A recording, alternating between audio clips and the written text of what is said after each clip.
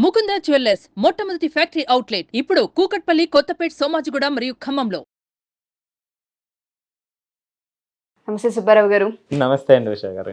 ఈ మధ్య కాలంలో ఏదైతే ట్రెండ్ నడుస్తుందో ట్రెండ్కి తగ్గట్టుగానే ఒక వర్డ్ కూడా బాగా ట్రెండ్ అవుతుందండి, బాయ్ ఫ్రెండ్ సిక్నెస్. మనం ఎక్కువగా వింటూ ఉన్నాము. ఈ వర్డ్ అంటే ఏంటి సార్? అంటే దీని మీనింగ్ ఏంటి? బాయ్ ఫ్రెండ్ సిక్నెస్ అంటే ఆ సిచ్యుయేషన్స్ ఏ విధంగా ఉంటుంటాయి, ఆ పరిస్థితి ఏంటి అసలు? ప్రస్తుత సమాజంలో ఉషా గారు మొత్తం జీవన శైలి మారిపోయింది. అవును, ఉద్యోగాల స్టైల్స్ కూడా మారిపోయాయి. ఆ ఉద్యోగాలు, ఆ కొత్త ఉద్యోగాలు చాలా ఒత్తిడిని పట్టుకొస్తున్నాయి కదండి. వీటన్నిటితో కలిపి చాలా మానసిక సమస్యలు కూడా రోజు వింటూ ఉన్నాం, మరింత ముఖ్యంగా యువతలో. అలాంటి సమస్యలో మరొకటి చేరిందనమాట అండి ఆ జాబితాలో, boy friend sickness syndrome.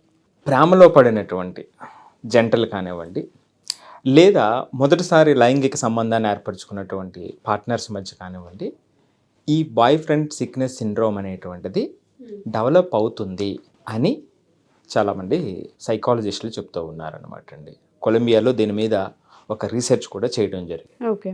So ఇది బాయ్ ఫ్రెండ్ సిక్నెస్ సిండ్రోమ్ అన్నాం కదా, ఓన్లీ అమ్మాయిలకే ఉంటుందని అనుకోవాల్సినటువంటి అవసరం లేదు. ఇది యువకులకి, యువతలకి ఇద్దరికి ఉంటుంది, ఇద్దరికి సంబంధించి. కాకపోతే యువతుల్లో ఎక్కువ ఉంటుంది అనేటువంటిది రీసెర్చ్ చెప్తున్నటువంటి మాట.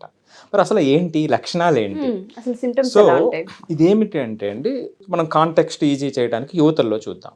సో ఇప్పుడు అబ్బాయిలు లేకపోతే ఆమె చాలా ఇన్సెక్యూర్గా ఫీల్ అవుతారు. ఆమె చేసే ప్రతి పని కూడా పార్ట్నర్తో చెప్పే చేస్తారు. సో ఏ నిర్ణయం తీసుకున్నా సరే వాళ్ళతో చెప్పే చేస్తారు. అంటే వీళ్ళు స్వతంత్రంగా తీసుకోరు.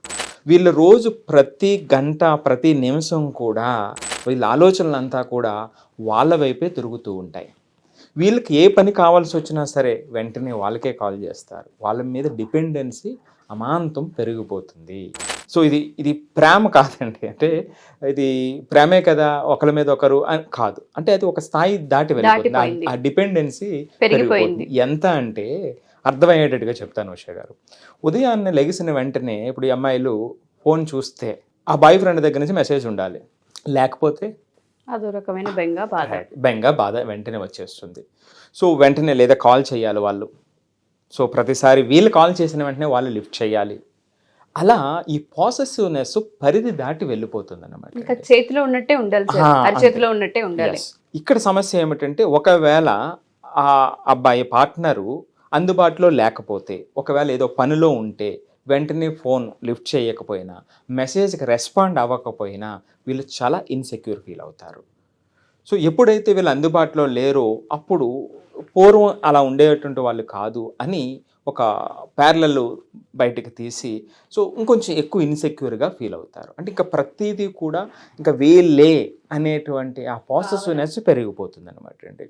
సో దీనివల్ల వచ్చే నష్టం ఏమిటండి? ఇలా చేయటం వల్ల రోజువారీ వీళ్ళు చేసేటువంటి ప్రాధాన్యతలు మారిపోతాయి.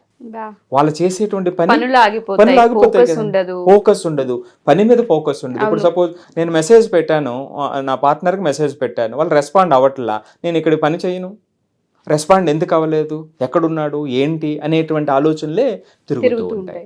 సో ఇది నెక్స్ట్ లెవెల్కి వెళ్ళేటప్పుడు ఏమవుతుందంటే, అసలు వీళ్ళు ఎక్కడున్నారు, వాళ్ళు సోషల్ మీడియాలో యాక్టివిటీస్ను కంటిన్యూస్గా ఫాలో చేయటం, స్టేటస్ని కంటిన్యూస్గా ఫాలో చేయటం, అసలు ఎక్కడున్నాడు, ఇంకా రెస్పాండ్ అవ్వలేదు అనేటువంటి, అంటే ఇంకా పనికిరాని విధంగా ఆలోచనలు అదే పనిగా తిరుగుతూ ఉంటాయి అన్నమాట అండి. ఇవి లక్షణాలు. సో ఇవి రోజువారీ కార్యకలాపాల్లో మనకు చాలా ఎక్కువగా కనపడుతూ ఉంటుంది. అంటే ఇది చాలా స్పష్టంగా మనం చూడొచ్చు. మరి దీనికి ఈ సమస్యకు పరిష్కారం ఏమిటి? మరి ఎలాంటి మెడిసిన్స్ వాడాలి అంటే, దీనికి మెడిసిన్స్ అది ఏమి ఉండవండి. అడిక్ట్ అయిపోవడం, అంత డిపెండ్ అయిపోవడం, మనిషి ప్రెజెన్స్ని ఒక లిమిట్ దాటి కోరుకోవడం వల్ల మీరు అన్నట్టుగా ఎడ్యుకేషన్ పాడవుతుంది, కెరియర్ పోతూ ఉంటుంది, సెల్ఫ్ దెబ్బతింటూ ఉంటుంది, హెల్త్ మీద ఫోకస్ ఉండదు, డే రొటీన్ మీద అవగాహన ఉండదు. ఏం చూసినా ప్రపంచం అంతా ఒక మనిషిలో మాత్రమే చూడగలిగినప్పుడు ఇంకేం కనిపించదు వాళ్ళకి.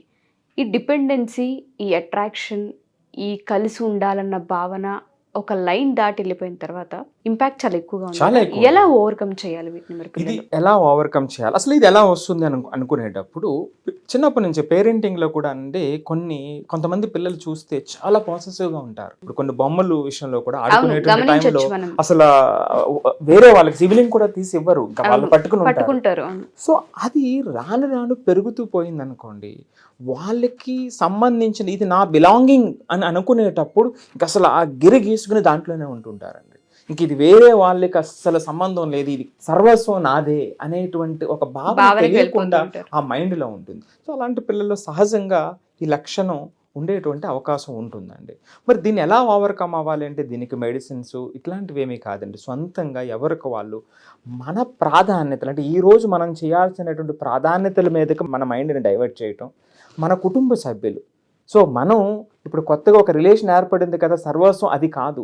మనం ఇక్కడ ఉన్నాము అంటే మనకు కుటుంబం, మన శ్రేయాభిలాసులు, మన ఫ్రెండ్స్ ఉంటారు కదండి. సో వాళ్ళను కూడా అంతే ఈక్వల్గా మన రోజులో భాగం చేసుకోవాలి. వాళ్ళతో మాట్లాడటం, ఇప్పుడు కుటుంబంతో ఎక్కువ సమయం, తగినంత సమయం గడపటం, సో వేరే ఫ్రెండ్స్తో తగినంత సమయం గడపటం చేయటం వల్ల మన యాక్టివిటీస్, రోజువారీ చేసేటువంటి యాక్టివిటీస్లో మనం నిమగ్నమై ఉండటం వల్ల దీని నుంచి ఆటోమేటిక్గా ఆ స్ట్రెస్ తగ్గిపోతుంది, అది డైవర్ట్ అయిపోతారు అనమాట అండి. సో ఇది చేయాల్సినటువంటిది.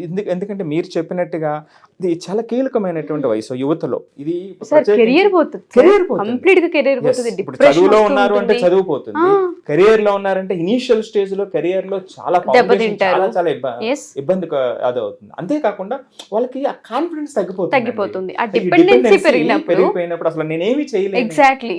మీరు చెప్తూ ఉంటే ఈ ఎపిసోడ్ పిల్లలకి ఎంత అవసరమో పేరెంట్స్ కూడా గమనించి, ఎవరైతే మా ఈ ఎపిసోడ్ చూస్తూ ఉంటుంటారో, పిల్లలు ఎప్పుడైతే టీన్స్ వయసులోకి వెళ్ళిపోయిన తర్వాత మన వైపు కాకుండా మక్కువ వేరే వాళ్ళ వైపు చూపిస్తూ ఉన్నారు, అది ఒక లైన్ దాటిపోయి ఉంది.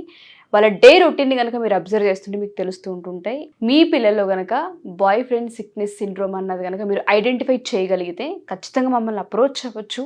దానికి చాలా వేస్ ఉంటుంటాయి. వాళ్ళని ఏ విధంగా ఎంగేజ్ చేయాలి, మనం ఏ విధంగా ట్రాక్ తప్పించాలన్న వాటిపైన పూర్తి అనాలిసిస్ అండ్ దాంతోపాటు కౌన్సిలింగ్ తీసుకునే అవకాశం ఉంటుంది. అండ్ వండర్ఫుల్ టాపిక్ సుబ్బారావు గారు. ఎందుకంటే తెలియదు, ఇటువంటివి చాలా చిన్నగా ఎక్కడో జరుగుతూ ఉంటుంటాయి, అవి ఫ్యూచర్కి ఎఫెక్ట్ పడుతూ ఉంటాయి. దానివల్ల ఫ్యామిలీ, పిల్లలు చాలామంది దెబ్బతినే అవకాశం ఉంటుంది. వీటిని ఐడెంటిఫై చేసి వీటి రూట్ కాజ్ని వెతికి మొక్కగా ఉన్నప్పుడే తుంచి పడేస్తే చాలా బెటర్ పిల్లలకైతే. మంచి టాపిక్ అండి. Thank you sir. Thank you.